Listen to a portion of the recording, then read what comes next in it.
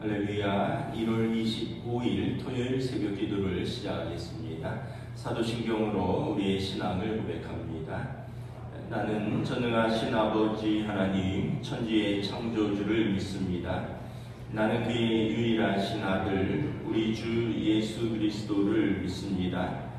그는 성령으로 잉태되어 동정녀 마리아에게서 나시고 본디오 빌라도에게 고난을 받아 십자가에 못 박혀 죽으시고 장사된 지 사흘 만에 죽은 자 가운데서 다시 살아나셨으며 하늘에 오르시어 전능하신 아버지 하나님 우편에 앉아 계시다가 거기로부터 살아있는 자와 죽은 자를 심판하러 오십니다. 나는 성령을 믿으며 거룩한 공교회와 성도의 교제와 죄를 용서받는 것과 몸의 부활과 영생을 믿습니다. 아멘. 찬송가 421장 찬양하시겠습니다. 찬송가 421장입니다.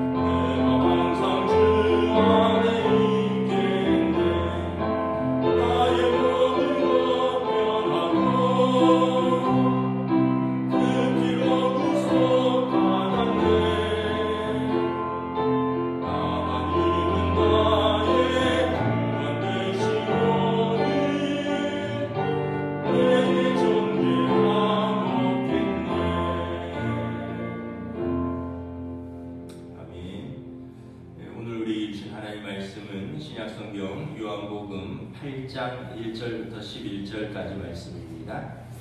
신약성경 요한복음 8장 1절부터 11절까지 말씀입니다. 신약성경 157페이지입니다. 요한복음 8장 1절부터 11절. 저 여러분들이 한 절씩 교도하겠습니다. 예수는 감람산으로 가시니라. 아침에 다시 성전으로 들어오시니 백성이 다 나오는지라 앉으사 그들을 가르치시더니 서기관들과 바리새인들이 음행 중에 잡힌 여자를 끌고 와서 가운데 세우고 예수께 말하되 선생이여 이 여자가 가늠하다가 현장에서 잡혔나이다. 모세는 율법에 이러한 여자를 돌로 치라 명하였거니와 선생은 어떻게 말하겠나이까? 그들이 이렇게 말하면 고발할 조건을 얻고자 하여 예수를 시험함이로라. 예수께서 몸을 굽히사 손가락으로 땅에 쓰시니 그들이 묻기를 맞이 아니하는지라. 이에 일어나 이르시되 너희 중에 죄 없는 자가 먼저 돌로 치라 하시고 다시 몸을 굽혀 손가락으로 땅에 쓰시니 그들이 이 말씀을 듣고 양심의 가책을 느껴 어른으로 시작하여 젊은이까지 하나씩 나가고 오직 예수와 그 가운데 섰는 여자만 남았더라. 예수께서 일어나사 여자 외에 아무도 없는 것을 보시고 이르시되 여자여 너를 고발하던 그들이 어디 있느냐? 너를 정죄한 자가 없느냐? 함께 있습니다. 대답하되 주여 없나이다. 예수께서 이르시되 나도 너를 정죄하지 아니하노니 가서 다시 죄를 범하지 말라 하시니라. 아멘. 할렐루야. 토요일 새벽에 나오신 우리 성도들을 주님의 이름으로 환영하고 축복합니다. 서로 한번 인사하겠습니다. 한 주간 평안하셨습니까? 느낌이 이제 겨울이 다가가는 느낌이 듭니다. 이제 추위가 많이 좀 느그러졌죠. 이제 오늘부터 이제 설 명절이 시작되는데 뭐 뉴스를 보니까 뭐 어렵다 해도 공항은 미어 터진다 그러더라고요. 그래서 아마 연휴가 길다 보니까 또 이렇게 많이 오고 가시는 것 같은데 우리 성도들도 오고 가시면서 항상 또 안전하시고 가족들과 친지들과 즐겁고 복된 또 설 명절 보내시기를 축복합니다. 오늘 말씀은 유명한 사건이죠. 가늠하다가 현장에서 잡힌 여인을 예수님께 데려온 사건입니다. 지금 이때가 예수님의 이제 그 사역 3년 차인데 예수님께서 활발하게 사역을 하시면서 많은 사람들이 예수님에 대해서 설왕설래를 하고 있던 때입니다. 요한복음 7장 12절에 보면 예수에 대하여 무리 중에서 수근거림이 많아 어떤 사람은 좋은 사람이라 하며 어떤 사람은 아니라 우리를 미혹한다. 그 사람들이 나뉘었죠. 좋은 사람이다. 병을 고치고 또 귀신을 쫓아내고 오병이어의 사건을 통해서 또 먹을 것도 나눠주고 좋은 사람이다. 어떤 사람은 아니다. 미혹한다. 그래서 어떤 사람들이 귀신의 힘을 입어서 귀신을 쫓아낸다 이렇게 이야기도 하죠. 또 요한복음 7장 41절부터 43절에 보면 예수에 대하여 무리가 수군거리는 것이 어떤 사람은 그리스도라 하며 어떤 이들은 그리스도가 어찌 갈릴리에서 나오겠느냐. 예수로 말미암아 무리 중에서 쟁론이 되니 그리스도는 이제 하나님의 아들로서 구원자이시다. 그가 하시는 말씀과 그의 하는 사역을 보니 그리스도가 분명하다. 어떤 사람들은 야 그리스도가 무슨 갈릴리에서 나오겠느냐 이러면서 예수님 때문에 쟁론이 되었다는 거죠. 오늘 상황은 예수님 2절에 보면 초막절 명절을 맞이하여 예루살렘에 올라와서 성전에서 말씀을 가르치실 때였습니다. 이 시대의 말씀은 토라라고 해서 모세오경입니다. 율법을 말하는 거죠. 예수님께서 제자들에게 토라, 율법을 가르치시는데 3절에 보면 서기관들과 바리새인들이 예수를 시험하기 위해서 어려운 문제를 하나 가져옵니다. 4절에 보면 음행 중에 현장에서 잡힌 여인을 데리고 와서 세우고요. 5절에 보면 모세는 율법에 이러한 여자를 돌로 치라 명하였거니와 선생은 어떻게 말하겠나이까. 그들의 의도는 6절에 이렇게 나와 있습니다. 그들이 이렇게 말하면 고발할 조건을 얻고자 하여 예수를 시험함이러라. 모세 율법에는 어떻게 되어 있냐면 가늠한 자는 둘 다 돌로 쳐서 죽이라. 그래서 그 공동체에서 이것을 끊어내라 라는 거죠. 근데 그리스도는 구원자이시잖아요. 그리스도는 하나님의 성품 노하기를 더디하시며 인자와 자비가 풍성하신 은혜로운 하나님의 성품을 가지고 있는 거죠. 그러니까 이게 지금 충돌하는 상황입니다. 예수님이 만약에 율법대로 그 여자를 돌로 쳐서 죽이라 하면 이 사람 그동안 뭐 사랑 이야기하고 용서 이야기하더니 그리스도는 아닌가 보네. 그러면서 이제 율법에는 충실하나 그리스도는 아닌 게 되는 거죠. 만약에 예수님이 판결이 그 여자를 용서해 주라 하면 뭐 인애롭고 자비는 많은데 하나님의 율법을 어겼으니 그가 그리스도가 아니다라는 거죠.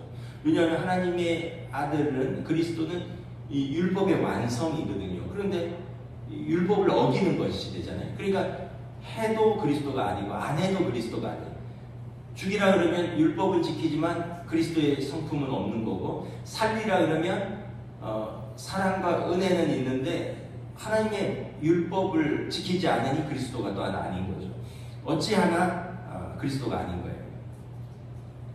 예수님께서 판결하십니다. 7절에 너희 중에 죄 없는 자가 먼저 돌로 치라 그랬더니 9절에 그들이 이 말씀을 듣고 양심의 가책을 느껴 어른으로 시작하여 젊은이까지 하나씩 나가고 오직 예수와 그 가운데 섰는 여자만 남았더라. 죄 있는 자가 먼저 돌로 치라 했더니 사람들이 아마 돌을 들었을 거예요. 그러다가 자기 죄를 생각하니까 돌을 하나씩 내려놓고 젊은이부터 어른에 이르기까지 다 자리를 떴다는 거죠. 여러분, 우리가 내가 얼마나 죄인인가를 생각하면 참 부끄러워집니다. 우리가 자기 죄는 있고 남의 죄를 좀 크게 보는 경향이 있는데, 그래서 예수님께서 자기 눈에 대들보는 못 보면서 남의 눈에 티만 보느냐 이러잖아요.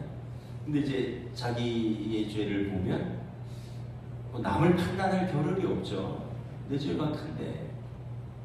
오늘 이 사람들이 예수님의 말씀을 듣고는 그 여자를 판단하기보다 양심의 가책을 느꼈다라는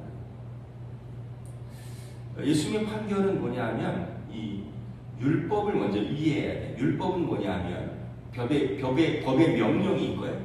그 명령을 어겼을 시에 따른 처벌 규정입니다. 이 간음한 자에 대한 율법은 제7계명이죠. 간음하지 말아라. 그리고 세부 규정으로 간음했을 시는 두 당사자를 돌로 쳐서 죽여서 공동체에서 이것을 끊어내라 라는 겁니다. 그럼 예수님이 율법을 어기지 않았느냐? 표면적으로 율법을 어겼죠. 왜냐하면 율법의 목적은 행위에 초점을 맞추는 겁니다. 그리고 행위에 대한 규정이에요. 근데 예수님은 그 법을 만드신 분, 하나님의 아들이시기 때문에 하나님께서 그 법을 만드신 목적과 의도를 이해를 하고 있는 거죠. 율법은 로마서에 보면 몽학선생이다 이렇게 말합니다. 초등교사라는 거예요. 잘 몰라서 무지한 아이들에게 하나하나 가르쳐서 이제 사회인으로 만드는 게 초등학교 선생님이잖아요. 애들이 초등학교 들어가면 뭘 아나요? 그냥 뭐 친구 미우면 확 밀치기도 하고, 또 뭐 그냥 배고프면 뭐 꺼내서 까먹기도 하고, 또 화장실 그냥 불쑥 나갈 수도 있고, 뭐 그러니까 이제 초등교사는 그런 걸 가르쳐 주는 거죠. 화장실 갈 때 선생님한테 손 들고 허락 받고 나가라. 또 밉다고 친구 확 때리거나 밀치면 안 된다. 선생님한테 얘기하고 그렇게 해서 해결을 해야 된다. 그러니까 아이들에게 하나하나 사회화 과정을 가르치는 거죠. 몽학선생, 율법이 몽학선생이라는 거예요. 율법의 목적은 무지한 백성들에게 하나님의 법을 가르쳐서 그들로 성화되어서 하나님 나라의 그 실현을 이루어가는 것입니다. 그 율법의 목적은 뭐냐 하면, 원래 율법의 목적은 때리는 게 아니에요. 그들로 하여금 그것을 가르쳐서 하나님의 뜻을 이루려 하는 거예요. 여러분, 부모가 자식을 체벌할 수 있죠. 그런데 때리는 게 목적이에요. 이 승질 나는데 좀 패서 내 감정을 좀 풀어야겠다. 널 좀 일로 와봐. 이게 만약 부모가 체벌을 할 때 자기 감정을 해소하려고 한다면 이것은 대단히 잘못된 거죠. 근데 오래전부터 우리가 사랑에 매도 있고 잠언에 보면 아이를 체벌해도 죽지 아니하리라 올바른 걸 가르치라고 되어 있거든요. 뭐 이것도 논쟁이 많지만 못 알아들을 때는 조금 분명한 또 체벌도 필요하죠.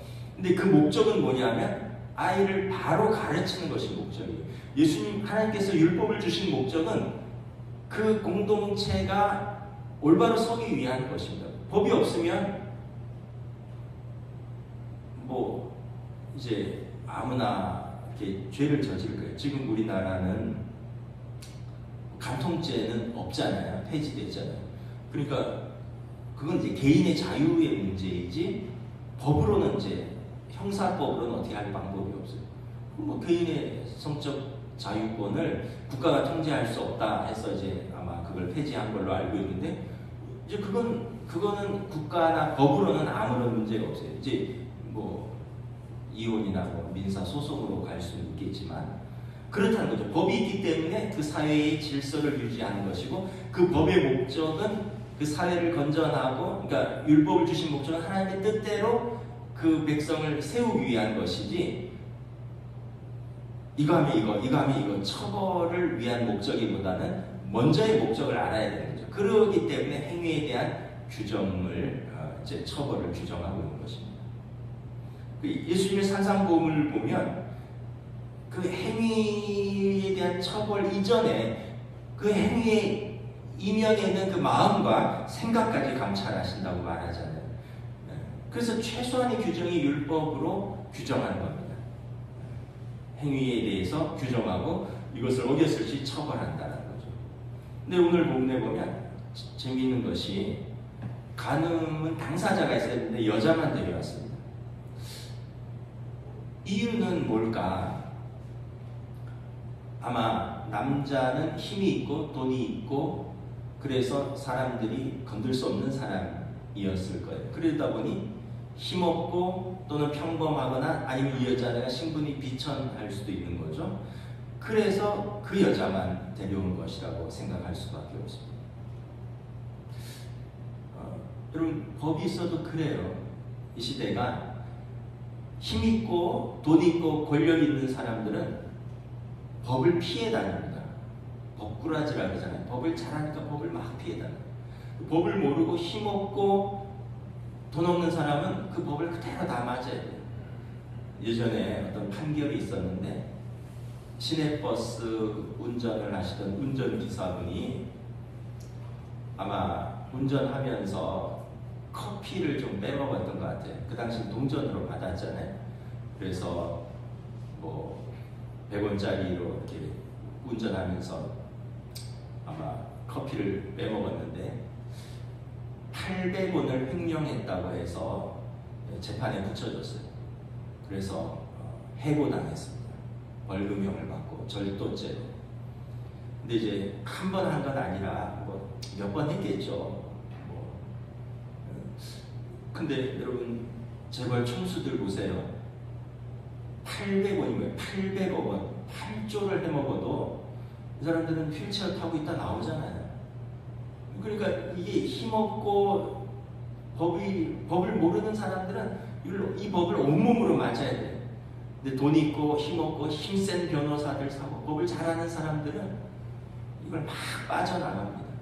그래갖고 결국은 그렇게 큰 죄를 지어도 징역형이 아니라 집행유예요 받고 나오고 또 다시 기업의 총수로 들어가고 이런 걸 보잖아요.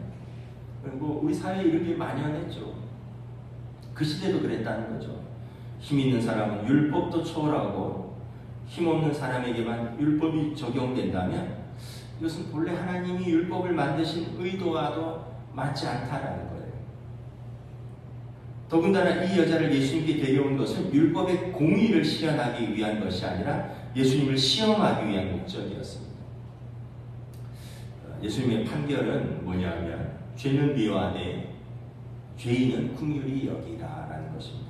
10절부터 11절 우리 봉독하겠습니다. 10절부터 11절 예수께서 일어나사 여자 외에 아무도 없는 것을 보시고 이르시되 여자여 너를 고발하던 그들이 어디 있느냐 너를 정죄한 자가 없느냐 대답하되 주여 없나이다. 예수께서 이르시되 나도 너를 정죄하지 아니하노니 가서 다시는 죄를 범하지 말라 하시니라. 예수님께서 여인은 용서하셨습니다. 그런데 죄에 대해서는 분명하게 말씀하셨어요. 다시는 가서 죄를 범하지 말라. 죄를 용서하시는 것은 그리스도의 권한입니다.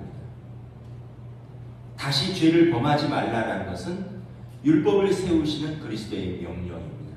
예수님께서는 율법도 세우시고 그리스도로서 죄에 대한 용서도 선포하셨고 그리고 거기 있는 모든 사람들에게 율법의 정신, 목적 그리고 너희들도 죄인이다라는 것을 깨닫게 해주신 거죠. 사실 여러분 우리 모두가 아까도 말했지만 걸리지 않았을 뿐이지 죄가 없나요? 또 우리가 하나님께서 우리의 마음과 생각까지 감찰하신다면 어떻게 피해갈 수 있겠습니까? 9절에 보면 어른으로 시작해서 젊은이까지 모두 양심의 가책을 느꼈다는 거죠. 모든 사람은 죄인입니다. 로마서 3장 23절에 모든 사람이 죄를 범하였음에 하나님의 영광에 이르지 못하더니, 이게 아주 심각한 겁니다. 죄의 삭은 로마서에 보면 사망이라, 죄는 반드시 법에 따른 처벌이 따른다라는 거예요. 그래서 우리가 죄를 두려워해야 되고요, 죄를 경계해야 되고, 죄를 짓지 말아야 되고, 그래서 죄에 대해서 올바로 또 처벌하는 것이, 이것이 또 공정과 상식입니다. 예수님께서 그들이 그 여자를 고발하실 때 땅에 뭔가를 쓰셨어요. 6절에 보면 몸을 굽히사 손가락으로 땅에 쓰시더니, 7절에 보면 그 여인을 고소한 이들이 예수님을 계속 재촉합니다. 8절에 보면 다시 몸을 굽혀서 손가락으로 땅에 쓰셔요. 예수님이 2번 땅에다 글씨를 쓰십니다.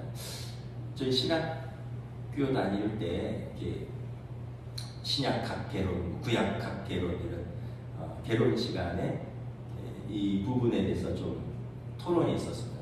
땅에 쓰신 글씨가 도대체 뭘까? 예수님께서 한 학생이 기가 막힌 대답을 했습니다.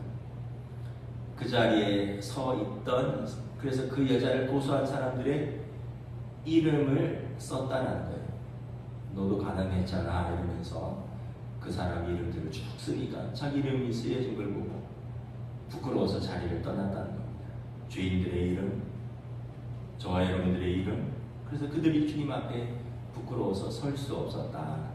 이게 이제 한 학생의 대답이고, 교수님은 신학적 대답을 해야 되잖아요. 출애굽기 34장에 보면 금송아지 사건이 있습니다. 모세가 십계명을 만들어 시내산에서 십계명을 받는데, 밑에서는 아론과 그 백성이 우리를 약속의 땅으로 인도할 하나님의 형상을 만들어내라. 그래서 금송아지를 만들어서 거기다 절하고 거기서 먹고 마시고 뛰어놀면서 춤추었다 그랬습니다.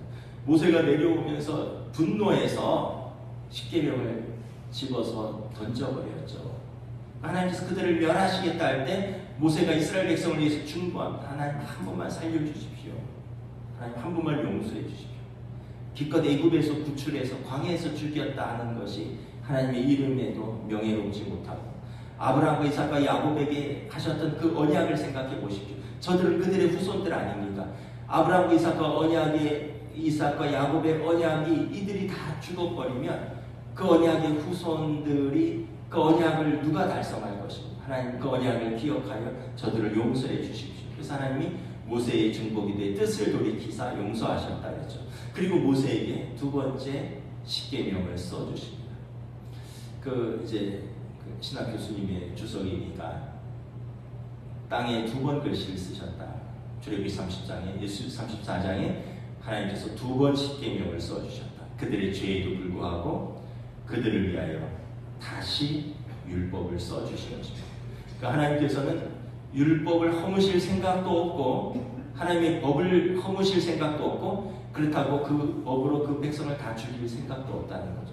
하나님의 용서와 자비와 오래 참으심과 긍휼과 은혜를 보여주시면서 동시에 다시 법을 세우시는 것을 보여주셨다는 거예요. 그래서 2번째 십계명은 첫 번째 계명은 깨어졌지만 다시 그들에게 2번째 같은 계명을 또 주심으로 하나님의 용서와 사랑은 한없이 크시지만 동시에 하나님의 공의도 변함이 없다는 것을 보여주셨습니다. 오늘 예수님께서 그 여인을 용서하신 것은 그 금송아지를 섬겼던 그 백성을 용서하신 하나님의 사랑을 보여주신 것이고, 다시 죄를 범하지 말라라는 것은 다시 십계명을 주시면서 하나님의 공의를 세워주신 그 하나님의 공의를 보여주신 거죠. 하나님의 공의와 사랑을 보여주신 사건이다라는 것입니다. 그래서 사실 예수님이 땅에 무엇을 쓰신 글씨가 뭔지는 모르지만 이렇게 정리를 하시면 좋을 것 같습니다. 우리가 공의로우신 하나님 앞에 설 수 있는 것은 우리가 죄가 없어서가 아니라 예수님의 십자가 중보 때문입니다. 로마서 3장 23절부터 28절에 모든 사람이 죄를 범하였음에 하나님의 영광에 이르지 못하더니 그리스도 예수 안에 있는 속량으로 말미암아 하나님의 은혜로 값없이 의롭다 하심을 얻은 자 되었느니라. 이 예수를 하나님이 그의 피로써 믿음으로 말미암는 화목제물로 세우셨으니 이는 하나님께서 길이 참으시는 중에 전에 지은 죄를 간과하심으로 자기의 의로우심을 나타내려 하심이니 곧 이때에 자기의 의로우심을 나타내사 자기도 의로우시며 또한 예수 믿는 자를 의롭다 하려 하심이라. 그런즉 자랑할 때가 어디냐? 있을 수가 없느니라. 무슨 법으로냐? 행위로냐? 아니라 오직 믿음의 법으로니라. 그러므로 사람이 의롭다 하심을 얻는 것은 율법의 행위에 있지 않고 믿음으로 되는 줄 우리가 인정하노라. 중요한 것은 죄를 회개하고 예수님께 나아오는 것입니다. 예수님을 믿고 영접하는 자에게 속죄의 은혜가 임했습니다. 아마 그 여인은 죄 때문에 얼굴을 들지 못했을 것입니다. 그리고 예수님의 용서에 눈물을 흘리면서 그리고 새로운 삶을 결단하고 떠났을 것입니다. 예수님을 믿고 영접하는 자에게 속죄의 은혜가 임합니다. 죄를 회개하지 않고 고집 피우면 그 죄를 그대로 가지고 하나님 앞에 설 것입니다. 뭐 나와 있지는 않지만 만일 그 여자가 뻔뻔하게 왜 나만 잡아왔느냐? 그 상간남은 왜 안 잡아오느냐? 왜 그 사람은 뭐 너희들의 상관이냐? 왜 그 사람은 권력이 있어서 그러냐? 그 사람은 돈 있어서 그러냐? 왜 너네는 뭐 안 했느냐? 너희 중에도 나랑 뭐 한 사람 있지 않느냐? 만약에 그 여자가 막 그랬다면 악에 맞춰서 예수님도 아마 그 여자에 대한 용서는 없었을 수도 있을 거예요. 제 생각이지만, 근데 그 여자는 아마 고개를 푹 숙이고 눈물을 흘렸을 거예요.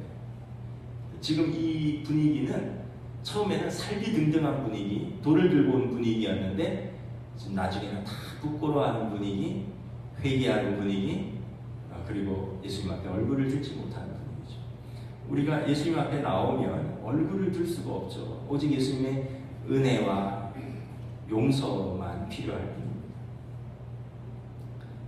예수님의 십자가 옆에 양편 두 강도 있잖아요. 우리가 복음서에 보면 예수님의 십자가형을 당할 때 같이 두 강도가 십자가형을 당했습니다. 한 강도는 조롱했죠. 야, 네가 그리스도라며 그럼 너와 나를 지금 구원을 해봐라.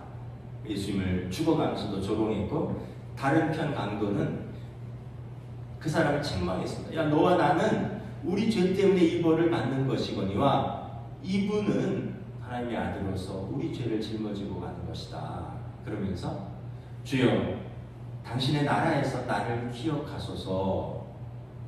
예수님께서 내가 오늘 나와 함께 낙원에 있으리라. 어느 목사님이 그렇게 얘기했어요. 죽기 전에 가장 수지 많은 사람이 이분이라고. 나와 함께 낙원에 있으리라. 우리가 죄를 회개하고 예수님 앞에 나오면 예수님께서 용서하시고 은혜를 베푸시는 것입니다. 죄를 회개하고 예수님을 믿고 영접하는 자에게 속죄의 은혜가 임한다는 것을 보여준 사건입니다. 저와 여러분들이 올 한 해도 뭐 먼저는 우리가 말씀에 충실하는 것이 제일 좋죠. 내일 말씀이긴 한데 죄에 가까이 가지 않는 것이 좋습니다. 악인들과 어울리지 않는 것이 좋습니다.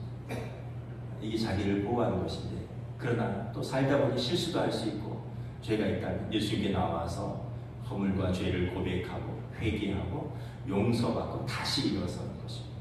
이것이 성도의 은혜고 특권인 것입니다. 올 한 해 또 하나님의 한량없는 은혜가 우리의 삶에 가득하시기를 우리 주님의 이름으로 축복합니다. 기도하겠습니다. 하나님의 은혜를 감사합니다. 오늘 참으로 가늠하다 현장에서 잡혀서 예수님께 나온 여인, 율법에 의하면 돌에 맞아서 죽어서 공동체에서 끊어질 수밖에 없는 큰 죄를 지었지만 오늘 예수님께서 죄인을 용서하시되 법은 바로 세우는 것을 바라봅니다. 왜냐하면 예수님께서는 그 율법을 만드신 목적과 그 의도를 가장 잘 아는 하나님의 아들이었기 때문입니다. 많은 사람들은 완악하여 자신도 죄인이고 그러나 자신의 죄를 인정하지 않고 또 다른 사람의 죄를 정죄함으로 자신의 의를 드러내고자 하는 경향이 있지만, 예수님께서는 우리의 죄를 친히 십자가에서 지심으로 당신의 의를 우리에게 전가시켜 주셨습니다. 모든 사람이 죄를 범하였으며 하나님의 영광에 이르지 못하더니 그리스도 예수의 십자가의 속량으로 말미암아 값없이 의롭다함을 얻은 자 되었느니라. 그러므로 우리가 예수님께 나와 우리 죄를 용서받고 값없이 의롭다함을 얻었으니 이제 가서 다시는 죄를 범하지 말라 말씀하신 것처럼 우리의 삶에서 거룩한 성도의 삶, 하나님의 말씀에 순종하는 삶으로 거듭나는 또 주의 백성들이 될 수 있도록 올 한 해 또 저희들의 삶에 하나님의 풍성한 긍휼과 자비와 은혜가 넘쳐나는 사랑하는 성도들의 삶으로 성령님 인도하여 주시옵소서. 감사를 드리오며 우리 주 예수 그리스도의 이름으로 기도드리옵나이다. 아멘. 하늘에 계신 우리 아버지, 아버지의 이름을 거룩하게 하시며 아버지의 나라가 오게 하시며 아버지의 뜻이 하늘에서와 같이 땅에서도 이루어지게 하소서. 오늘 우리에게 일용할 양식을 주시고 우리가 우리에게 잘못한 사람을 용서하여 준 것 같이 우리 죄를 용서하여 주시고 우리를 시험에 빠지지 않게 하시고 악에서 구하소서. 나라와 권능과 영광이 영원히 아버지의 것입니다. 아멘.